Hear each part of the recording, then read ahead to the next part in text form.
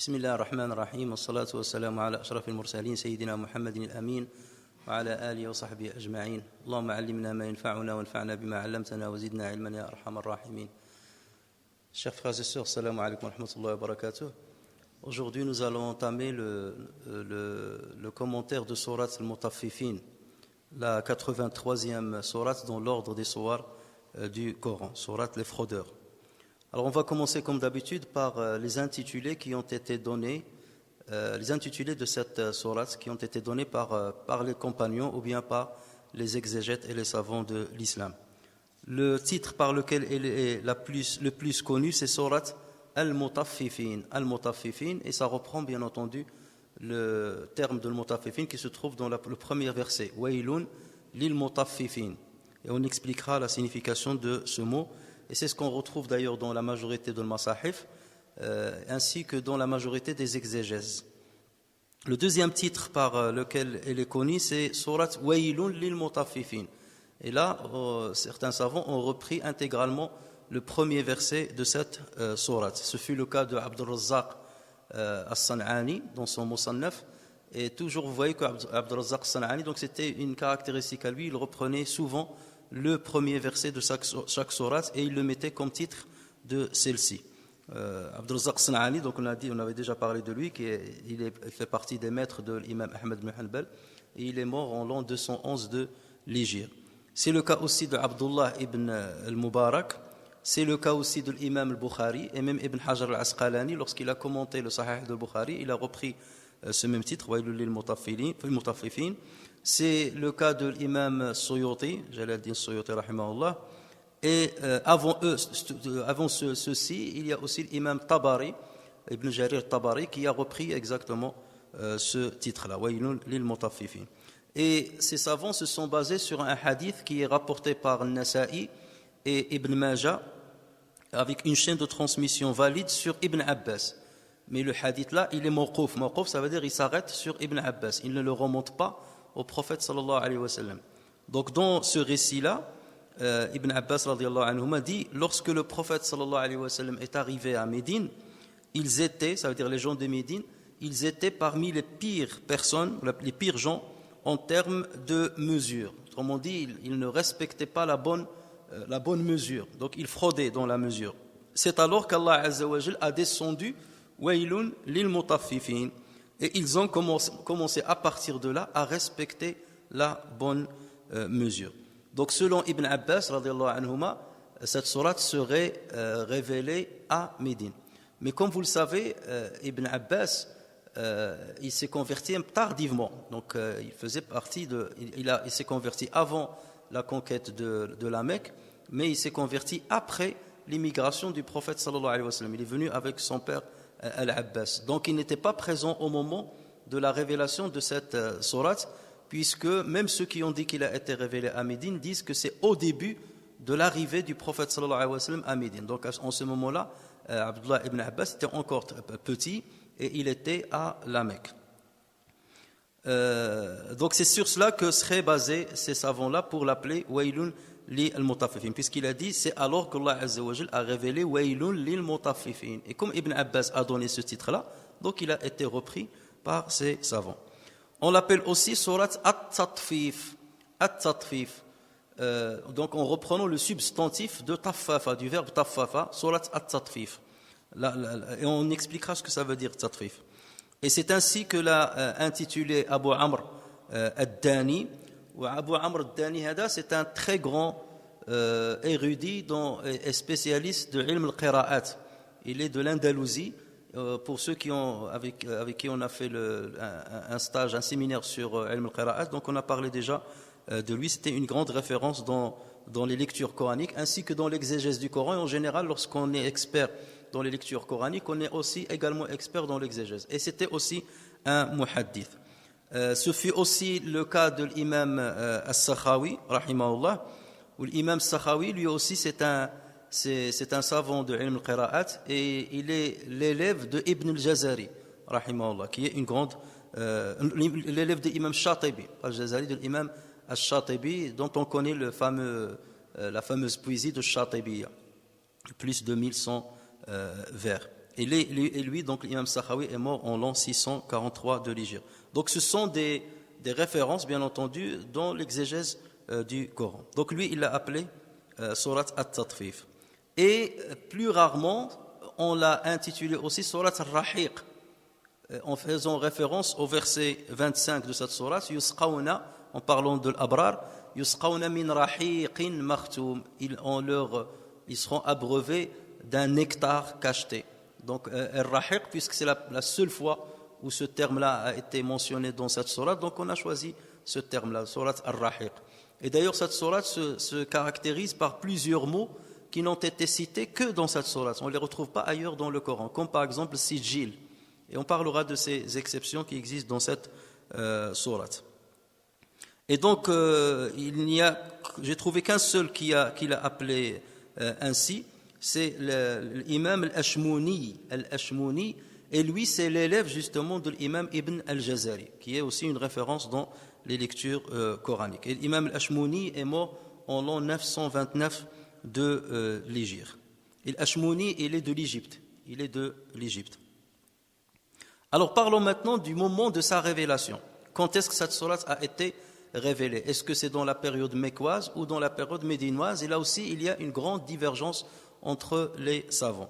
On a quatre avis concernant cette question-là.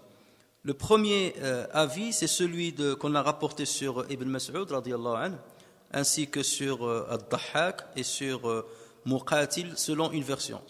Chez l'imam Muqatil, on va trouver plusieurs versions.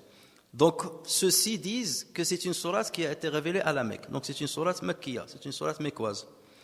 En revanche, selon Ibn Abbas, radiyallahu anhuma, dans la version la plus valide, parce qu'il y a plusieurs versions qui rapportent sur lui son avis, mais la version la plus valide, il dit qu'elle est médinoise.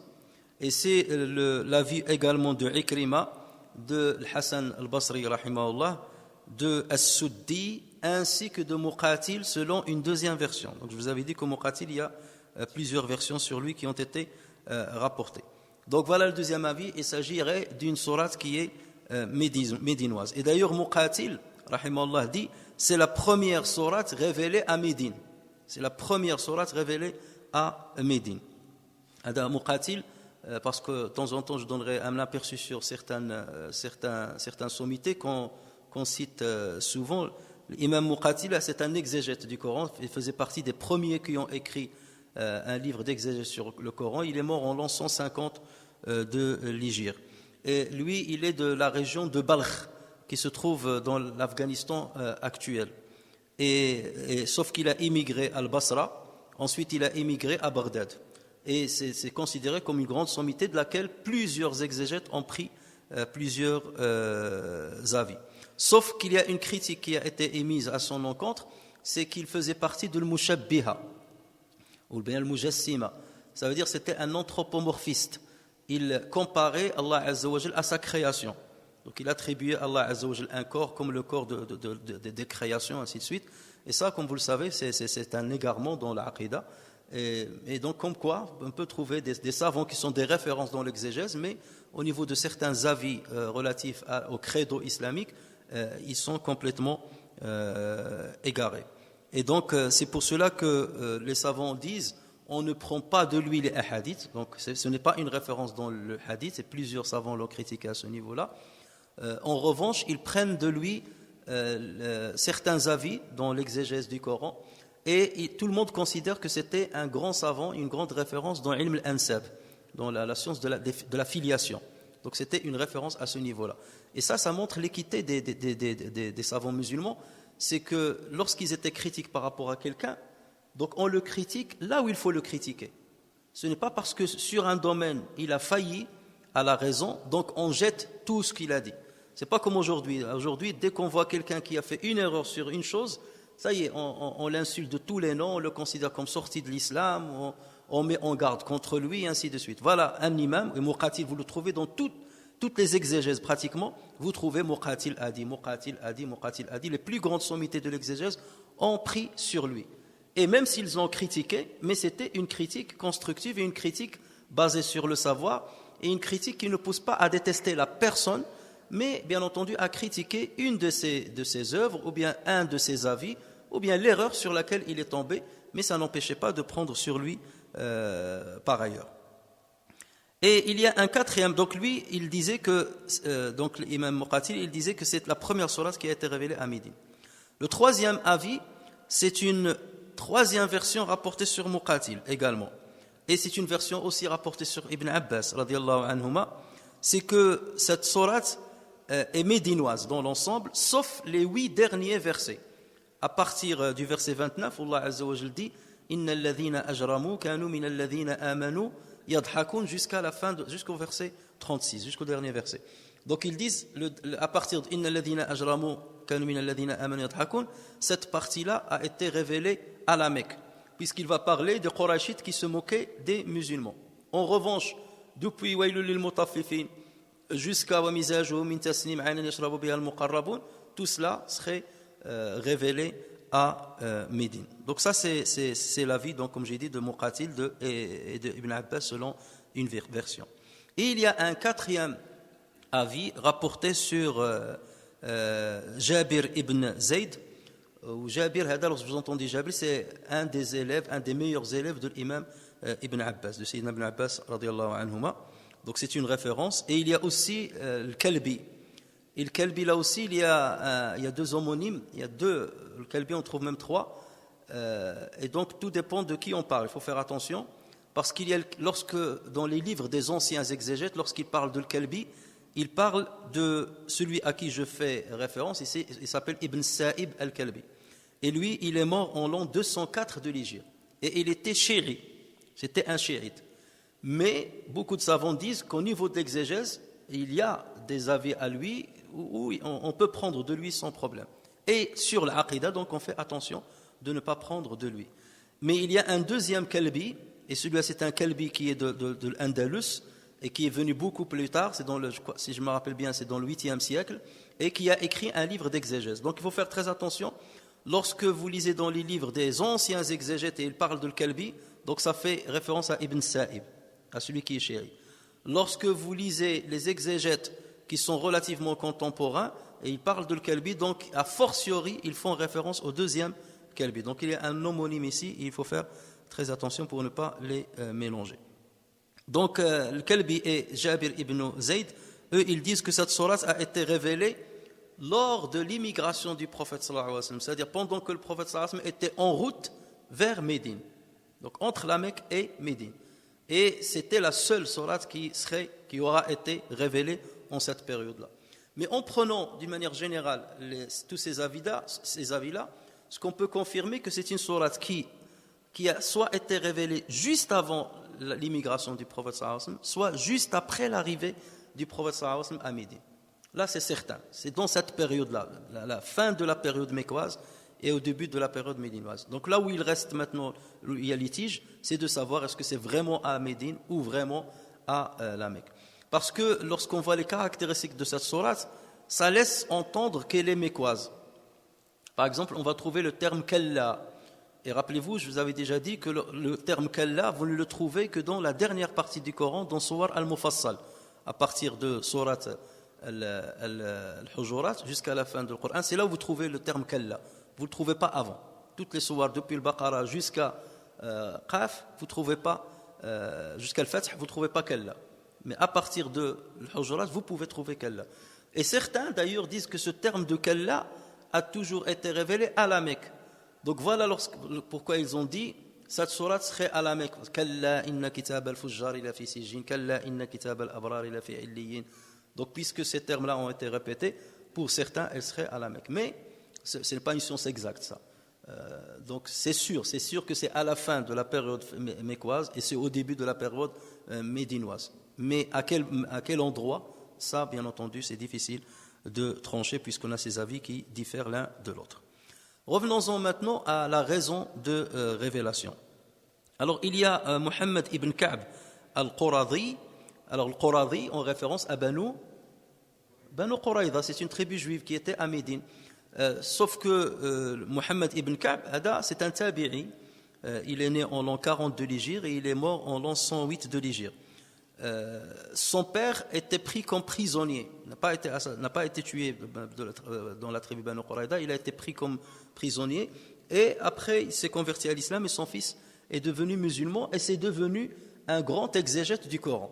Donc lorsque vous entendez parler de Muhammad ibn Ka'b al-Quradi, c'est un grand exégète, et d'ailleurs on trouve souvent ses avis dans les livres d'exégèse, les anciens livres d'exégèse, on trouve toujours le Quradi a dit, le Quradi a dit. Donc lui il dit ceci, donc par rapport à la raison de révélation, sabab nuzul, il dit, il y avait à Médine des commerçants qui fraudaient dans la mesure, donc qui trichaient dans la mesure. C'est alors qu'Allah Azza wa Jal a révélé ce verset. Le prophète sallallahu alayhi wa sallam est alors sorti dans le marché pour le réciter ces versets-là afin de les mettre en garde. Et parce que c'était une habitude très répandue parmi les Médinois avant l'islam, et ceux qui se sont convertis parmi les Médinois continuaient à pratiquer la fraude. Mais ils ne s'en souciaient pas parce qu'ils disaient, bon, on fraude un petit peu, donc c'est pas grave. C'est d'ailleurs, on va voir ça, c'est-à-dire tu fraudes un tout petit peu. Par exemple, la balance, tu n'arrives pas à la juste mesure. Tu laisses un petit gramme au moins. Donc c'est ça la fraude. Donc eux, ils voyaient pas de mal à faire cela. Et ils étaient musulmans. Et donc c'est à partir de là, lorsque le prophète les a mis en garde, tout le monde donc s'est aligné et personne n'a commencé à commettre ce péché. Donc voilà, donc selon le Quradi, donc Muhammad ibn Ka'b, donc ça penche justement vers l'avis que cette sourate serait révélée à Médine et serait révélée pour les Médinois, donc spécialement pour les Médinois et non pas pour les Mécois. Et c'est cette même raison d'ailleurs qui a été citée par Ibn Abbas radiyallahu anhuma dans le hadith que je vous ai cité tout à l'heure de l'imam Nasa'i et de Ibn Majah, qui dit que lorsque le prophète sallallahu alayhi wa sallam est venu à Médine, cette sourate a été révélée justement pour réprimander les fraudeurs de Médine. Donc en tout état de cause, il y a même certains savants qui disent Allah Azza wa Jal a voulu, en tout cas qu'elle soit révélée juste avant la migration ou juste après, c'est qu'Allah Azza wa Jal a voulu assainir le commerce de Médine pour que l'argent que les commerçants gagnent soit un argent licite et pour que les gens ne soient pas lésés dans les marchandises, notamment les denrées alimentaires qu'ils achetaient chez les commerçants. Donc Allah Azza wa Jal a voulu que les transactions commerciales se passent de la meilleure des façons, et c'était une base par laquelle il fallait commencer la nouvelle société musulmane qui allait apparaître dans cette ville. Concernant maintenant l'ordre de révélation, la majorité des savants s'accordent à dire que c'était la 86e sourate à être révélée. Elle a été révélée juste après sourate Al-Ankabut. Juste après sourate Al-Ankabut. La sourate Al-Ankabut, on est sûr qu'il a été révélé à la Mecque. Et juste avant sourate Al-Baqarah, puisque sourate Al-Baqarah a commencé à être révélée après l'immigration, donc c'est à Médine. Et concernant le nombre de versets, là aussi il y a l'unanimité, donc tous les savants se sont accordés sur la subdivision de cette sourate en 36 versets. Donc sur ce point-là, il n'y a pas de divergence. Concernant maintenant les mérites de cette sourate, comme souvent, on trouve certains récits concernant la récitation de cette sourate. On rapporte sur le prophète sallallahu alayhi wa sallam qu'il aurait dit celui qui récite sourate al-Mutaffifin goûtera de rahiq, donc il goûtera de rahiq al-makhtoum dans le paradis. Mais tous les récits qui ont été cités ne sont pas authentiques, donc on ne peut pas les prendre en compte. Donc elle n'a pas un mérite particulier par rapport à la récitation des autres sourates. Passons maintenant au premier verset. Waylun lil mutaffifin, malheur aux fraudeurs, malheur aux fraudeurs. Alors cette sourate a commencé par quoi? Elle a commencé par une invocation contre des gens, ou bien une supplication contre des gens. Et comme vous le savez, donc on a dit qu'il y a 4 catégories de sourates dans le Coran, selon ce par quoi elles ont débuté. Et donc celle-là a commencé par un du'a, une supplication contre. Et il y a 3 sourates dans le Coran qui commencent ainsi. Il y a donc le Mutaffifun, Waylul lil Mutaffifin, il y a sourate al-Humaza, Waylul li kulli Humaza, et il y a sourate avec un du'a, Tabbat yada Abi Lahab, puisque c'est une invocation contre Abu Lahab, que périssent les mains de Abu Lahab. Donc voici les 3 sourates qui ont commencé par une supplication contre quelqu'un. Alors Waylun, Que veut dire waylun? C'est un mot qui est très proche de wayhun. Et les Arabes utilisaient ces deux termes, wayhul lak ou bien waylul lak, qui sont très proches dans la signification avec une petite nuance. Mais en tout état de cause, c'est un terme qui était connu avant même l'avènement de l'islam. On rapporte sur Ibn Abbas que le wayl fait référence à un fleuve qui est dans l'enfer et dans lequel s'accumule le pu des gens de l'enfer. Pour ceux qui subissent le châtiment du feu, donc le pu qui va se dégager de leur corps et de leur peau va se rassembler dans un fleuve. Mais plusieurs savants disent que ceci n'est pas forcément valide, puisque ce terme-là était utilisé avant même que l'islam n'arrive, avant que le Coran ne vienne pour parler de l'enfer et des châtiments de l'enfer avec ces détails-là. Les Arabes utilisaient le terme wayl. Donc ça ne peut pas forcément faire référence justement à ce fleuve-là. Donc, quand est-ce qu'on dit le wayl? Wayl, on le dit lorsqu'on subit une épreuve de plein fouet. Quelqu'un qui subit une épreuve de plein fouet, la douleur qui va être générée suite à cette épreuve va le pousser à dire waylul li. Donc c'est pour quelque part s'exclamer de la douleur qu'on ressent suite à l'avènement d'une épreuve. Donc voilà la première utilisation de l'wayl. Le wayl aussi s'utilise comme une supplication contre quelqu'un, comme c'est le cas ici. Ça veut dire tu supplies Allah Azza wa Jal pour qu'il fasse descendre une épreuve sur telle personne et qui va lui générer une grande souffrance, une grande douleur. Waylul lahu. Donc ça veut dire je supplie Allah Azza wa Jal pour qu'il le mette dans une épreuve dont il va souffrir. Ou bien la troisième utilisation, ça peut être utilisé comme une menace. Waylul lak. Donc là tu le menaces. D'accord? Mais ça veut dire quoi, wayl? On dit, même si elle n'a pas de sens, et elle ne fait pas référence à un événement bien précis ou à une épreuve bien précise, c'est seulement une menace qui va faire peur à celui à qui on s'adresse. Lorsque tu veux t'adresser à quelqu'un, tu peux le menacer de deux manières. Soit tu vas le menacer d'une chose claire. Après, je vais te donner une bonne raclée. Donc tu vas nominer, ou bien tu vas identifier la punition que tu vas lui donner. Ou parfois tu occultes la citation de ce que tu vas lui faire. Alors je t'attraperai, tu verras. Et tu vas me faire quoi? Tu verras. Donc lorsque tu occultes ce par quoi tu le menaces, c'est pour que lui il imagine le pire. Il ne va pas imaginer le mieux. Et donc il va imaginer le pire. Donc waylul lak, vous verrez. Donc c'est quelque chose de grave. Donc tu lui laisses supposer le pire, bien entendu. Et donc c'est plus dans ce sens-là que ce verset a été utilisé. Waylul lil mutaffifin, donc malheur à eux, ils vont subir quelque chose de lourd. Et cette chose-là va apparaître au fur et à mesure des versets qui vont venir. Alors, le mutaffifin, waylul lil mutaffifin, le mutaffifun, c'est le nom on l'appelle le nom de sujet. Le nom, al-musallun, c'est le nom du sujet qui fait la prière. Al-mutaffif, c'est le nom de celui qui fait tatfif. Allah Azza wa Jal ici a utilisé une phrase nominale et non pas une phrase verbale. Il aurait pu dire waylun liman taffafa en citant le verbe. Mais lui, il a dit waylun lil mutaffifin. Pourquoi? Parce que c'est devenu une de leurs caractéristiques. C'est devenu un qualificatif à eux. Tellement ils fraudent. Donc ce n'est pas une fraude exceptionnelle qui est arrivée une fois, c'est devenu une habitude chez eux. Voilà pourquoi la menace elle est plus grande. Si ça c'est arrivé à une personne une fois, donc on ne va pas en tenir rigueur à la limite. Tu ne vas pas le menacer jusqu'à ce point-là. Mais là, parce que c'est devenu une marque qui les caractérise, un qualificatif qui les caractérise. Et donc voilà pourquoi Allah Azza wa Jalla, donc il a utilisé la phrase nominale. Waylul lil mutaffifin. At-tatfif, ça veut dire quoi? Ça veut dire prendre une mesure, ne pas arriver à la pleine mesure, à la bonne mesure. Donc toujours frauder et tricher pour peser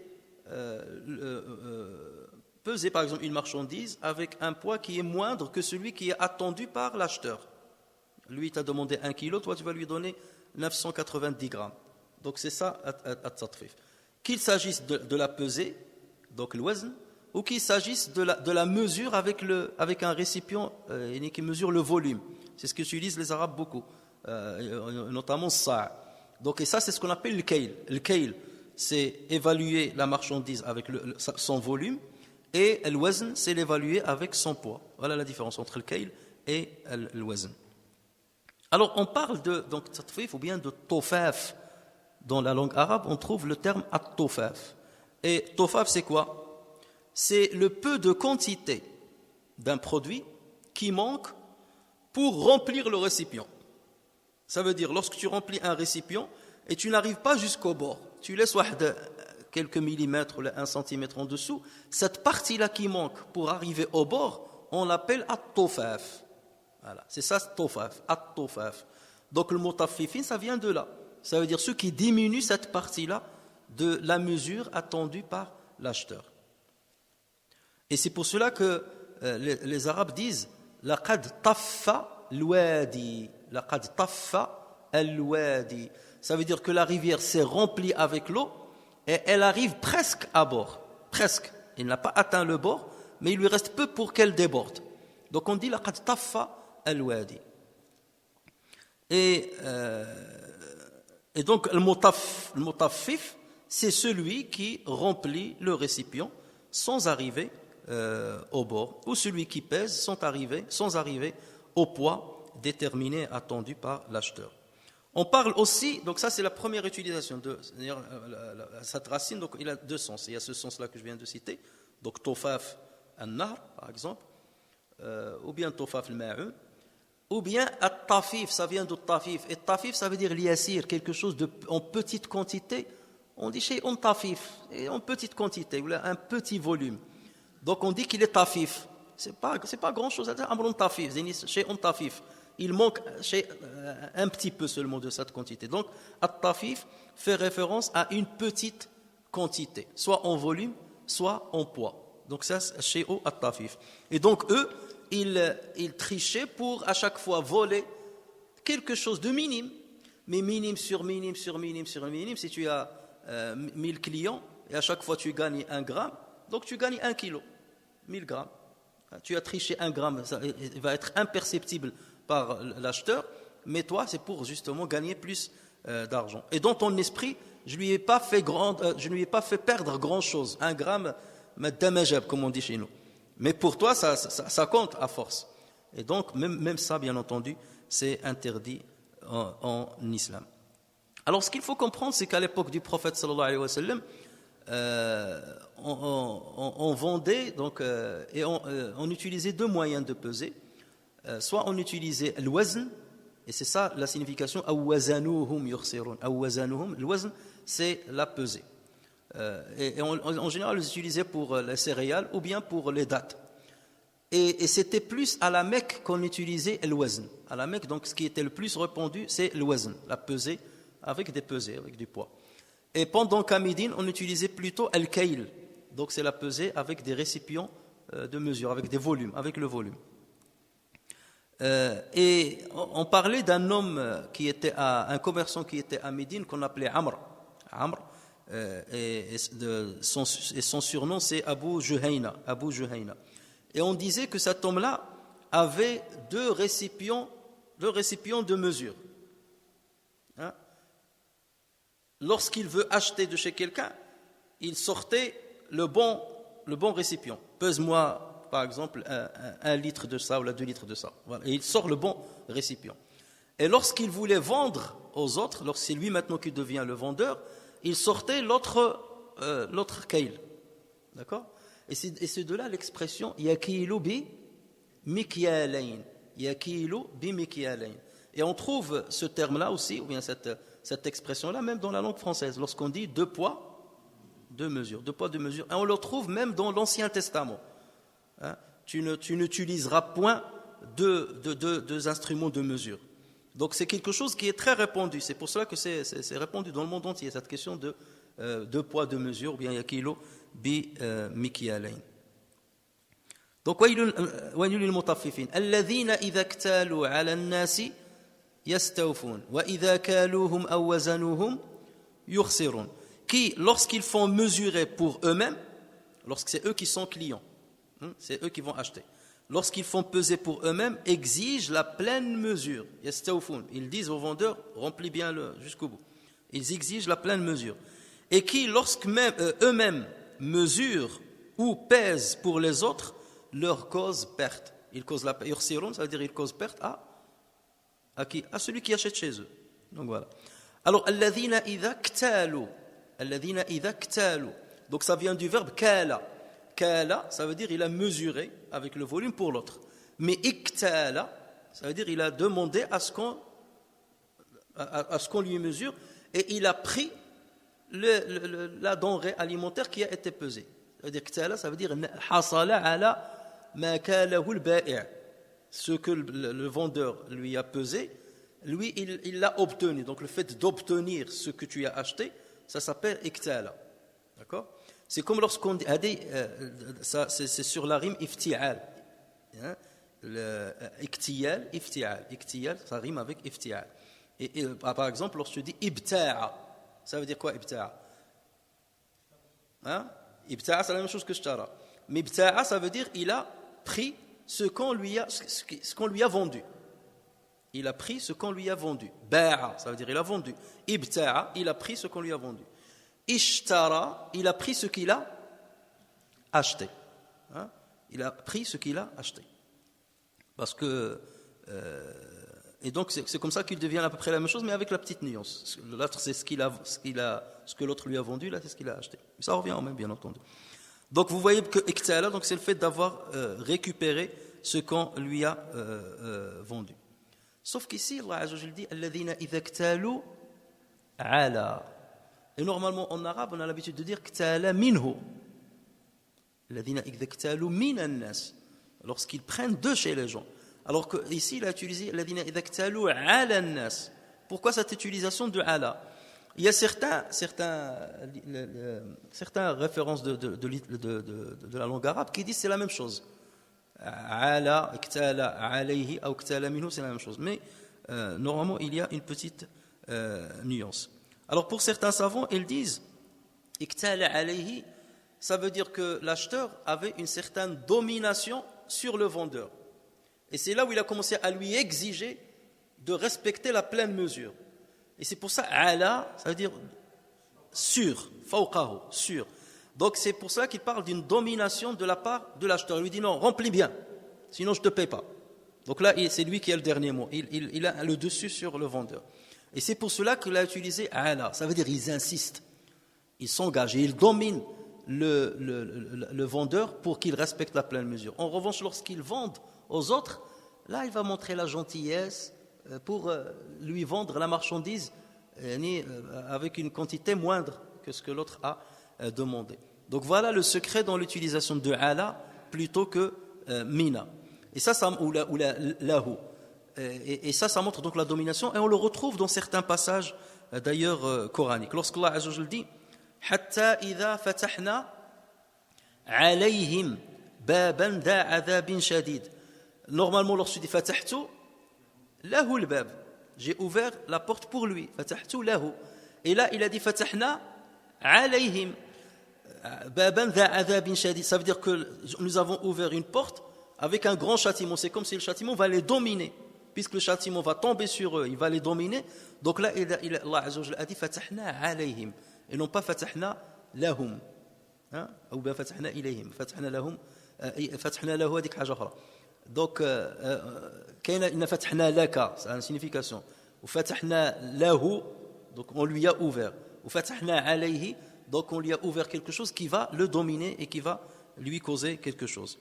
Pareil lorsqu'Allah Azza wa Jalla dit wa arsala alayhim tayran ababil. Il n'a pas dit wa arsala ilayhim tayran ababil. Arsala alayhim, donc ça veut dire que ces oiseaux-là vont leur causer, vont les dominer et jeter, bien entendu, les pierres sur eux.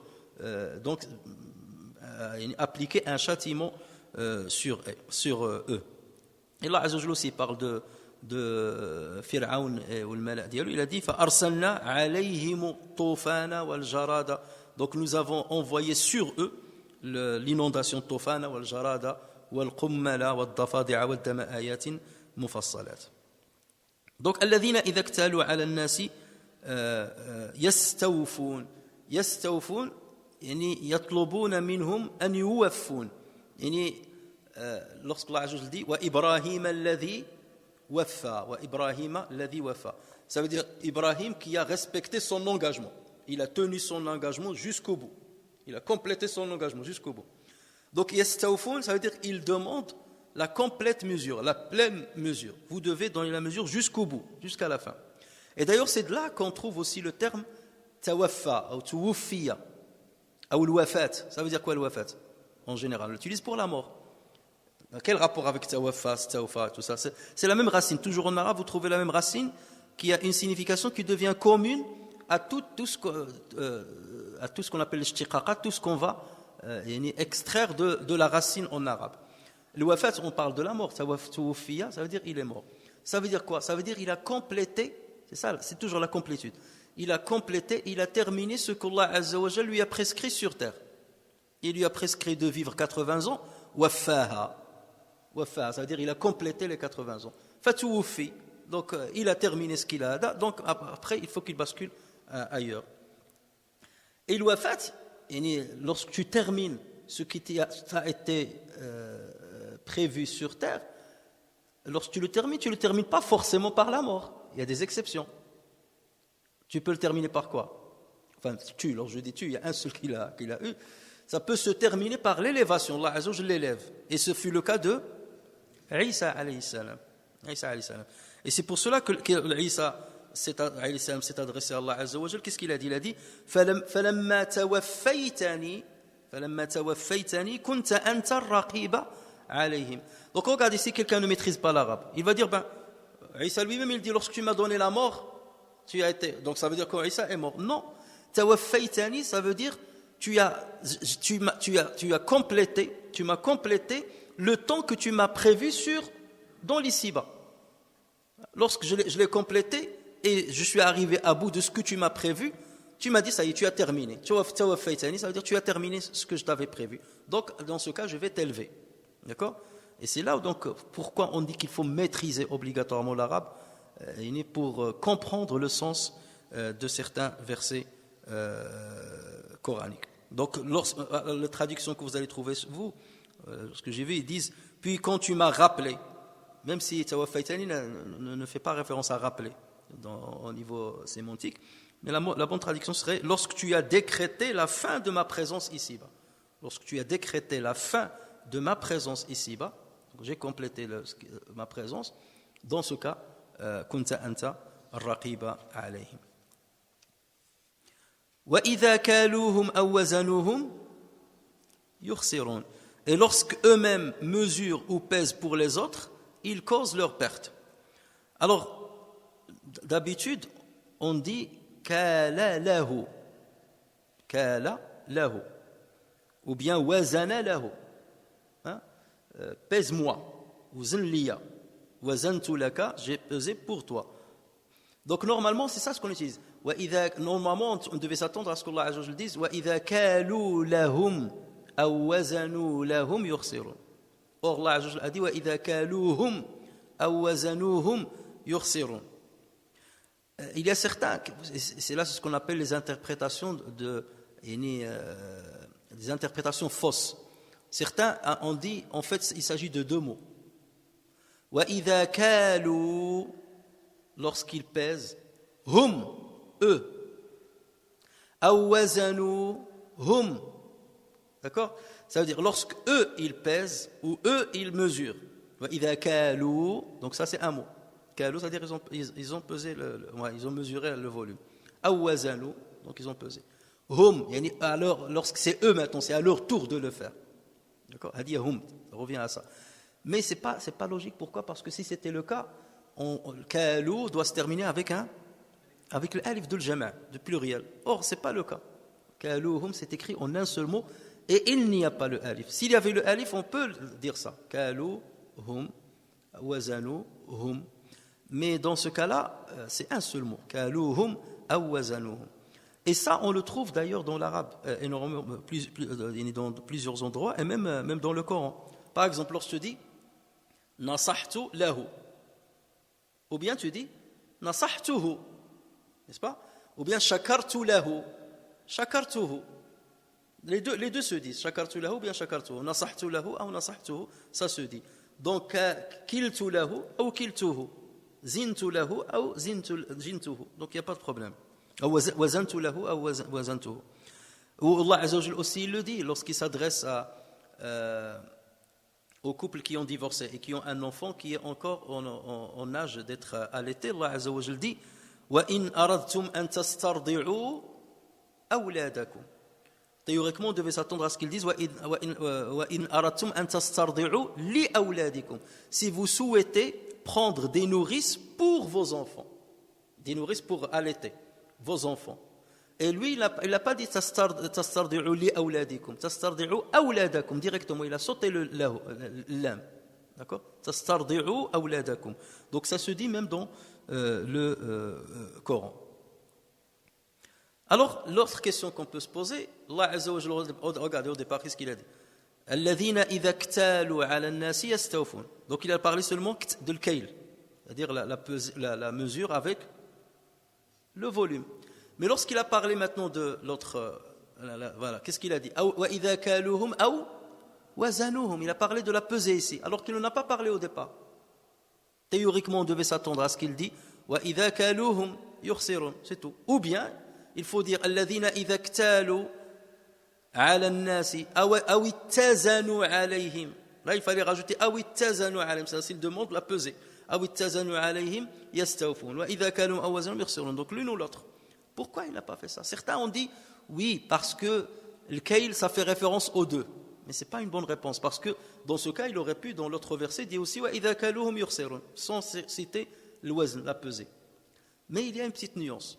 C'est que certains savants disent, en fait, lorsque ces gens-là, qui sont eux-mêmes commerçants, ils vendent la marchandise à Médine, ils la vendent sous forme de volume, en général. Donc c'est ce qui était général à l'époque.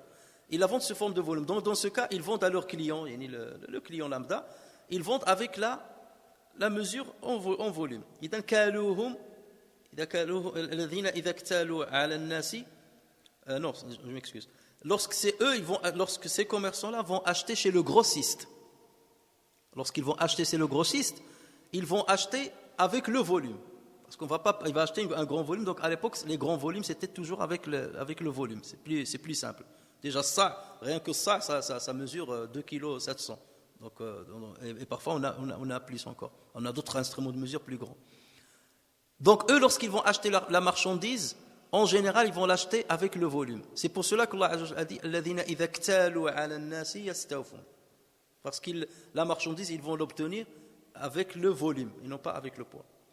En revanche, lorsqu'ils veulent payer la marchandise, il y a deux manières de la payer. Soit ils vont la payer avec une autre marchandise qu'ils vont mesurer avec le volume. D'accord? Ou bien ils vont la payer avec les dinars ou avec les dirhams qui sont en argent ou bien en or. Et dans ce cas, ils vont recourir à quoi? À la pesée. Ce sont des pièces pour qu'ils ne soient pas légères ou la plus lourde. Dans ce cas, ils vont recourir à la pesée. Donc ça veut dire que lorsqu'ils veulent payer leurs marchandises, ils vont frauder pour donner moins que ce que mérite la marchandise. Donc il va peser le poids des dinars ou les dirhams qu'il va donner. Donc là, c'est la pesée qu'il va utiliser pour acheter. Ou bien il va le faire avec une autre marchandise, et dans ce cas, c'est la mesure en volume. D'accord? Mais lorsque lui, il achète avec le kayl. Donc voilà pourquoi il a dit, selon certains savants, parce que là, ils achètent chez le grossiste. Lorsqu'ils payent les grossistes, dans ce cas-là, ils fraudent.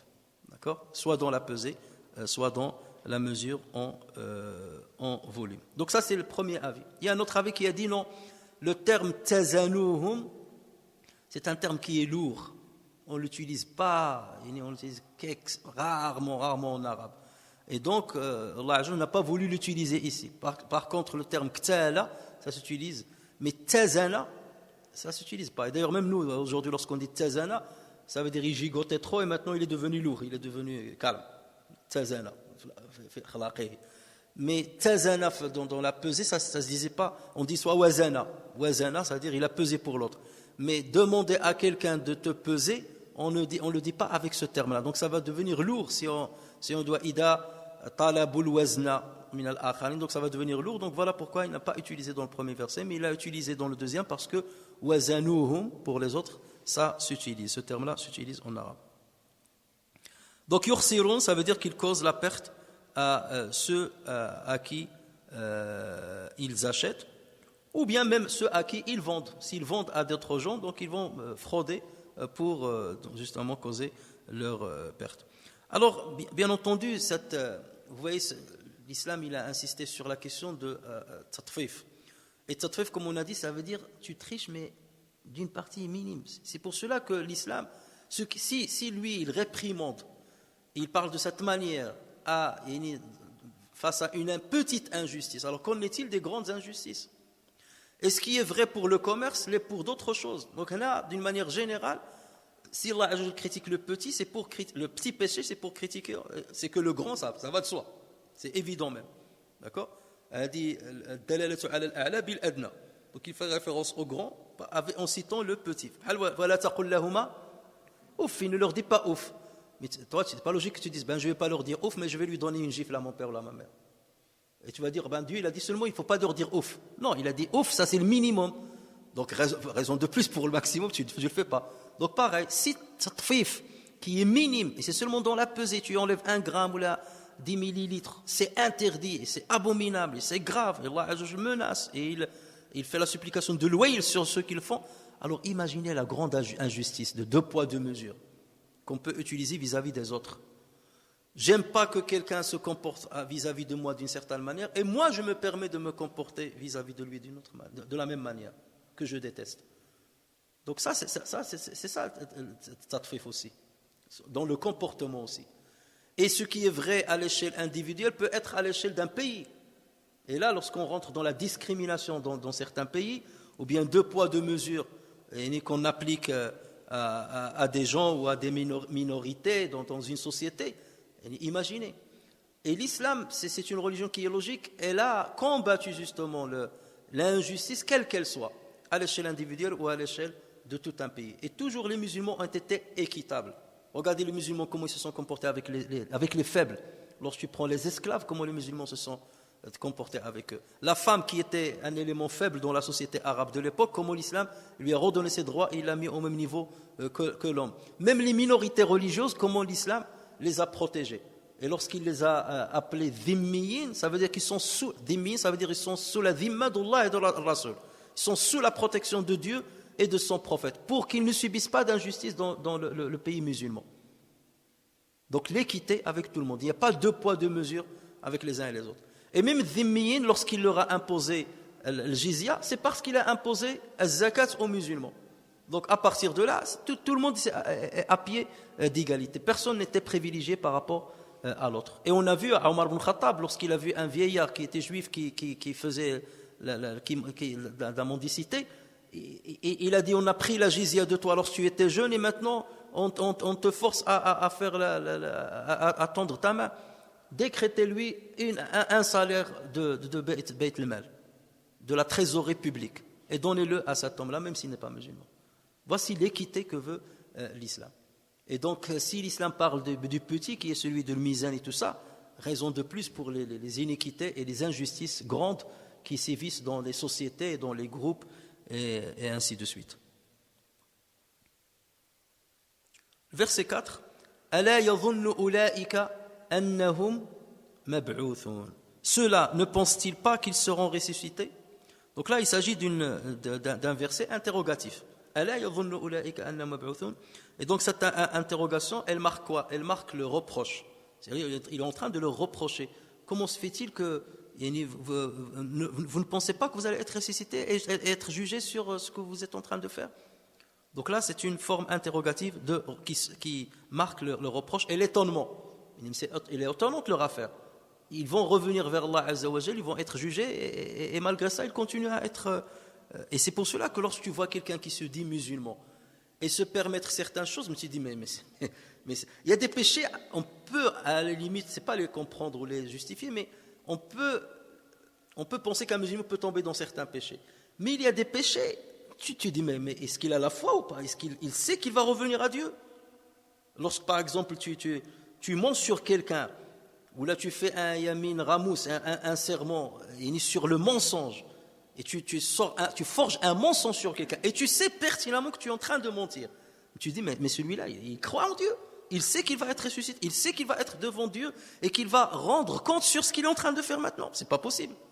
Je peux comprendre qu'il y a un moment de faiblesse, il a fait ceci ou là il a fait cela. Ça c'est une faiblesse, son instinct ou quelque chose comme ça l'a poussé à ça. Mais là, forger un mensonge et il sait pertinemment qu'il est en train de mentir. Tu dis mais il croit en Dieu ou pas? D'accord? Ou bien dérober de l'argent public ou quelque chose. Tu dis mais attends, mais il croit en Dieu. Ce qu'il est en train de faire là, mais il croit en Dieu. Il sait qu'il va être ressuscité. Donc c'est dans ce sens-là. Ne pense-t-il pas qu'ils seront ressuscités? Et ici, al-dhann, comme on l'a souvent dit, peut avoir deux significations. Il peut signifier la certitude, l'yaqin, comme il peut faire référence à la conjecture, au doute. Et les deux se valent ici. Les deux sens se valent ici. Soit Allah Azza wa Jalla est en train de parler aux fraudeurs d'obédience musulmane, qui sont musulmans et qui fraudent. Puisqu'ils sont musulmans, ça veut dire qu'ils ont attesté de leur foi en Allah Azza wa Jalla. Ils ont attesté de leur foi en le jour de résurrection. Ils attestent qu'ils vont être ressuscités. Ils attestent qu'ils vont être jugés. Et donc là, Allah Azza wa Jalla, c'est comme s'il leur dit, mais il y a une contradiction. Vous prétendez avoir la certitude que vous allez être ressuscité et pourtant vous vous permettez de frauder. Donc là, le sens de certitude irait plus si Allah Azza wa Jalla s'adresse à qui? À des croyants, des fraudeurs croyants. Si maintenant il s'adresse à des fraudeurs non croyants, qu'est-ce qu'il va leur dire? Dans ce cas, c'est le doute. Mais d'accord, vous ne croyez pas que vous allez être ressuscité, mais vous n'avez pas un petit doute sur cette affaire-là? Normal, ne serait-ce que 2%, 5%, parce que la certitude, tu ne peux pas la. Il y a celui qui te dit j'ai la certitude qu'il n'y a pas de résurrection. Celui qui ne croit pas en Dieu. Au fond de lui, il laisse une petite part de doute. Il dit mais il y a 5%, peut-être que c'est vrai. D'accord? Et c'est pour cela d'ailleurs qu'ils commencent à. Ils te disent je ne suis pas non-croyant, mais je suis. Comment ils disent? Hein? Non, ils disent je ne suis pas athée, mais je suis agnostique. Je crois qu'il y a quelque chose, je laisse une petite marge de doute. Oui, il doit y avoir un Dieu. Ouais, d'accord, donc vous devez avoir un petit doute qu'il y a la résurrection. Et lorsque tu as un petit doute, minime soit-il, tu dois avoir peur de fraude, que tu es en train de frauder, alors que ce n'est même pas logique déjà de frauder, mis à part les questions religieuses, mis à part l'éthique religieuse ou pas religieuse, mais normalement, mais vous devez douter que vous allez être puni. C'est comme si quelqu'un, par exemple, il veut braquer une banque. Et il dit, lorsqu'il va préparer son programme et tout ça, ou comment détourner l'alarme et tout ça, mais à un moment ou à un autre, ses collègues vont lui dire, oui, mais imagine qu'il y a une alarme cachée qu'on n'a pas déterminée, tout ça, qu'on nous attrape, et après, ça sera la perpétuité. Non, je ne vais pas être avec vous. Même s'ils ont fait tous leurs calculs, mais tu trouveras toujours un qui va dire, oui, mais parce qu'il y a 5% de doute, moi, je ne veux pas courir le risque là. C'est grave. Attends, pour un peu d'argent, je risque moins de la perpétuité. Donc c'est à peu près ça. S'il s'adresse à des non-croyants, il est en train de leur dire, mais dans votre fond, vous avez un petit doute comme ça qu'il y a la résurrection, que vous allez être jugé. Et rien que pour ça, normalement, vous ne pouvez pas vous permettre de frauder. Donc c'est pour cela que, comme je dis, ça peut vouloir dire la certitude, comme ça peut vouloir dire le doute et la conjecture. Et regardez, Allah dit il aurait pu dire c'est correct aussi. Sauf que s'il a dit yub'athun, ça c'est une phrase verbale. Mab'uthun, c'est une phrase nominale, puisqu'il y a ism al-fa'il, mab'uthun. Et toujours en arabe, al-jumla al-ismiya, la phrase nominale, fait référence à plus de certitude que la phrase verbale. S'il avait dit ça a moins de force dans la certitude que et dans le Coran vous le trouvez souvent, l'utilisation de la phrase nominale plutôt que verbale. Par exemple, bon, ça ne me vient pas comme ça.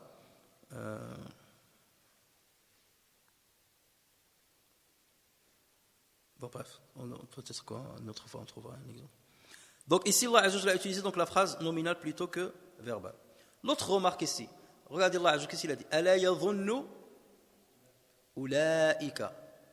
Hein? Ulaika. Il aurait pu dire ala yadhunnu haula'i. D'accord? Alors, haula'i, c'est un pronom démonstratif qui s'adresse à quelqu'un qui est proche.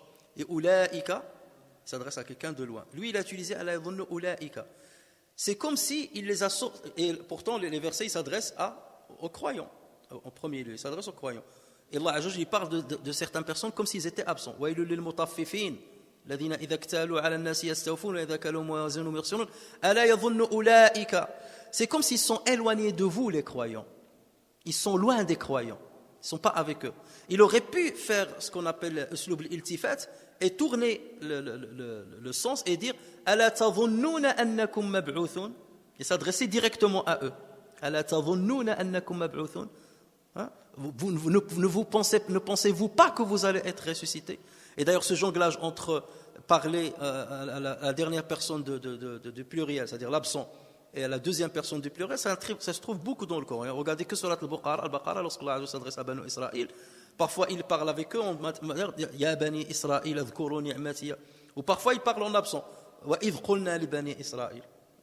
Wa idh akhadna min Bani Israël. Ou marat yaqul wa idh akhadna mithaqakum. Donc en s'adressant à eux. Parfois il parle comme s'ils étaient absents. Et ça, c'est ce qu'on appelle uslub al-iltifat. Et ici, Allah aurait pu utiliser cette syntaxe de dire ala tadhunnuna annakum mab'uthun. Mais là, c'est comme s'il les ignore. Ala yadhunnu ulaika. Et comme s'il dit les croyants sont loin de ce profil-là que les autres ont. Donc ils sont loin d'eux. Donc c'est une manière de les rabaisser encore plus. Ala yadhunnu ulaika annahum mab'uthun al-yawmin 'azim. Et c'est pour ça qu'il n'a pas dit ala yadhunnu haula'i et il ne leur a pas non plus parlé, il ne s'est pas adressé directement à eux. Donc vous voyez bien que le choix des termes est très très très important. Ala yadhunnu ulaika annahum mab'uthun, verset 4, verset 5, li yawmin 'azim, en un jour terrible. Et regardez, là, ce terme-là, on lui a réservé un verset. Il aurait pu l'intégrer dans le verset 4. Ala yadhunnu ulaika annahum mab'uthun li yawmin 'azim, le sens est bon. Mais là, annahum mab'uthun, point, li yawmin 'azim. Donc il a voulu mettre en exergue al-yawm et il l'a appelé l'azim. L'azim, ici, ça ne veut pas dire glorieux dans le sens positif. Azim, ça veut dire terrible. Donc, c'est quoi l'azama? C'est-à-dire c'est quelque chose d'inimaginable. C'est pour que celui qui écoute, donc il lui a réservé un verset pour donner de l'effroi à celui qui écoute ou à celui qui lit ces versets. Ala yadhunnu ulaika annahum mab'uthun li yawmin. Had lam hada, on l'appelle lamu at-tawqit. Lamu at-tawqit. C'est une proposition qui marque le temps. C'est comme lorsqu'Allah Azza wa Jalla dit dans le Coran Aqimis salata liduluki shams. Aqimis salata au moment du coucher du soleil. Accomplis la prière au moment du coucher du soleil. Aqimis salata liduluki shams. Hada wa sitma bilami tawqit. Et c'est le même qui est utilisé ici. Ala yadhunnu ulaika annahum mab'uthuna li yawmin, yani le moment de l'arrivée d'un jour terrible. Li yawmin 'azim. Et pourquoi il a dit 'azim? C'est pour dire que tous les événements qui vont arriver en ce jour-là sont des événements extraordinaires, des événements terribles. Il y a bien entendu le ba'th, la résurrection, il y a l'ard, l'exposition devant Allah Azza wa Jal, il y a le jugement, le hisab, il y a la balance, le mizan, et ainsi de suite. Le qantara, et ainsi de suite. Yawma yaqumu an-nasu li rabbi al-alamin, le jour où les gens se tiendront debout devant le Seigneur de l'univers. Alors, il y a l'imam Zayd ibn Ali ibn al-Hussein, le petit-fils du prophète sallallahu alayhi wa sallam, Zayd ibn Ali ibn al-Hussein, rahimahullah, donc min al-Bayt, lui il lit yawmun ala yadhunnu ulaika annahum mab'uthuna li yawmin 'azim yawmun yaqumu an-nasu fihi li rabbil alamin. Yawmun yaqumu an-nasu fihi li rabbil alamin. Il lit, c'est comme ça qu'il le lit, mais c'est une lecture shadda, il ne fait pas partie des 10 lectures notoires. Et il y a d'autres qui lisent li yawmin 'azim yawmin yaqumu an-nasu fihi li rabbil alamin. Et dans ce cas yawmin avec le kasra ma'touf ala li yawmin 'azim. Donc il y a une coordination avec li yawmin 'azim yawmin yaqumu an-nasu fihi li rabbil alamin. Mais la lecture notoire la plus connue c'est يوم يقوم الناس لرب العالمين. هذا يتسمى البدل dans la grammaire arabe, ça s'appelle le badal. Alors, le jour-là, les savants ont divergé. Le jour où les gens vont se mettre debout devant Allah Azza wa Jal, en attendant le hisab, certains disent qu'il va durer 40 ans, certains disent qu'il va durer 300 ans, certains récits disent qu'il dure 300 ans, certains même parlent de 50 000 ans. Et on trouve des hadiths qui ont une certaine validité qui vont plutôt dans ce sens-là. Par exemple, Ibn Abi Hathim rapporte avec une chaîne de transmission valide sur Ibn Abbas radiyallahu anhuma, qu'il a commenté le hadith, le quatrième verset de Surat al-Ma'arij. Fi yawmin kana miqdaruhu 50 alf sana. Normalement, ce verset-là, il parle de l'ascension des anges. Et leur ascension se fait dans un jour qui équivaut à 50 000 ans.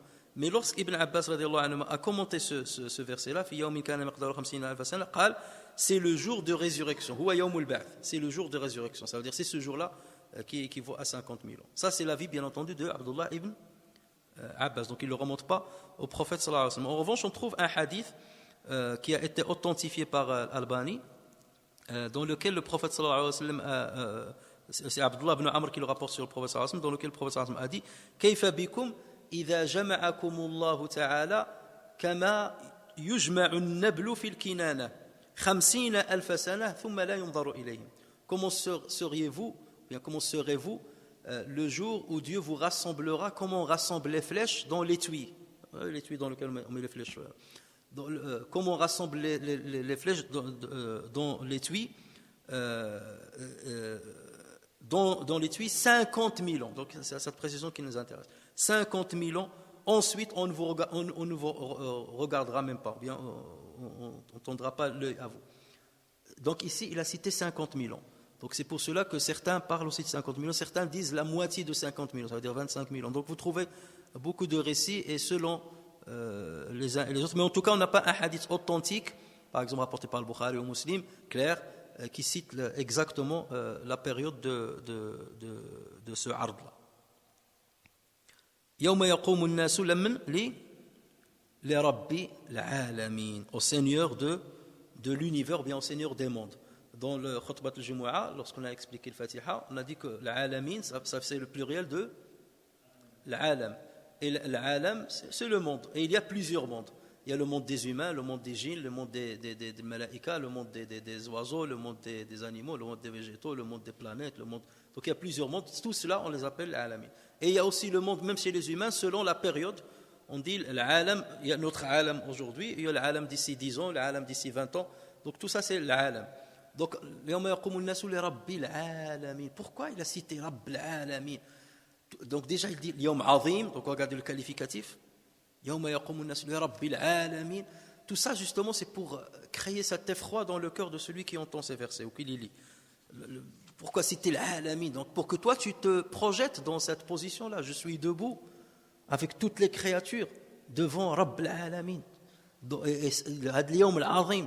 Donc tout ça pour avoir encore plus d'effroi. Et donc vous voyez tout ça, pourquoi? Parce qu'il y a eu une fraude sur Tatfif un tout petit peu. Une petite triche. Tout ça, imagine, Rabb al-Alamin, Yawm Azim, tout ça pour une petite fraude. Ça veut dire que rien ne passe. Que tout a été inscrit. D'ailleurs, les versets qui vont venir vont confirmer ça. Tout a été inscrit et rien ne passe.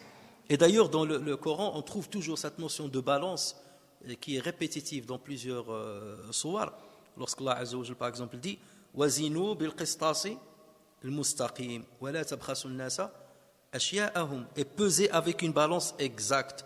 Ne donnez pas aux gens moins que leur dû, qu'il s'agisse du commerce ou d'autres choses. Was-samaa'a rafa'aha wa wada'a al-mizan alla tatghaw fi al-mizan wa aqimu al-wazna bil qist wa la tukhsiru al-mizan. Et quant au ciel, il l'a élevé bien haut et il a établi la balance. Regardez, il parle du ciel qu'il a élevé bien haut. Et donc on attend qu'il va dire et les êtres humains, les animaux, je les ai mis sur terre. Il a dit wada'a al-mizan. Donc pour vous montrer ce lien entre le mizan et celui qui a élevé le ciel, d'accord, il est en train de vous voir. Il scrute tout ce que vous faites et vous serez jugé sur le peu de péché que vous risquez de faire. Donc ceci, normalement, doit pousser le musulman à craindre le petit péché. Puisque la fraude al-tafifa, mutaffifin, s'il parle de cette manière-là, avec autant d'effroi, avec autant de force, avec autant de réprimande, avec autant de mise en garde, de menaces, alors imaginez le grand péché. Et ça, c'est pour que le musulman, justement, fasse attention aux petits péchés. Lorsque tu fais attention aux petits péchés, tu ne tomberas pas dans les grands péchés. Mais en revanche, lorsque tu sous-estimes le petit péché, au fur et à mesure, tu risques de tomber dans le grand péché. Voilà pourquoi on dit « Khalli dhunuba صغيرها وكبيرها فهو التقى واصنع كماش فوق أرض الشوك يحذر ما يرى ولا تحقرن صغيرة فإن الجبال من الحصى. Délaisse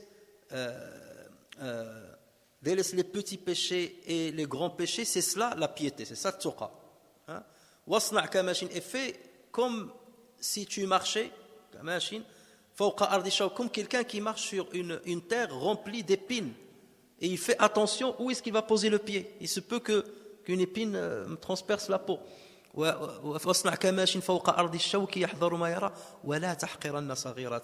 Ne sous-estime pas un petit péché. Parce que les montagnes sont faites de petits cailloux. Un petit caillou sur un petit, ça fait une montagne. Donc un petit péché sur un petit péché sur un petit péché, ça fait une montagne de grands péchés. Et c'est pour cela que les savants disent la kabirata ma'a l'istighfar wa la saghirata ma'a l'israr. Il n'y a pas de petit péché avec insistance. Lorsque tu insistes à faire un petit péché, ça se transforme en un grand. La saghirata ma'a l'israr. En insistant sur le petit péché aujourd'hui, demain, après-demain, ça devient comme un grand péché. Wa la kabirata ma'a l'istighfar. Et il n'y a pas de grand péché avec la repentance. Tant que tu te repens à Allah Azza wa Jalla, il n'y aura pas de grand péché. Allah Azza wa Jalla l'effritera et le purifiera. Et donc, c'est Allah Azza wa Jalla, s'il nous met dans cette situation-là, c'est pour qu'on craigne les petits péchés afin de ne pas tomber dans les grands péchés. Et je m'arrête là, Inch'Allah, pour aujourd'hui, en espérant continuer, Inch'Allah, la semaine prochaine. Nafa'ani Allahu wa iyyakum bil Qur'an al-Karim wa bi hadith Sayyid al-awwalin wal akhirin wa ghafara Allahu li wa lakum wa li sa'iril muslimin. Subhanakallahumma wa bihamdika nashhadu an la ilaha illa anta astaghfiruka wa atubu ilayk. Subhana rabbika rabbil izzati amma yasifun wa salamun ala al-mursalin walhamdulillahi rabbil alamin.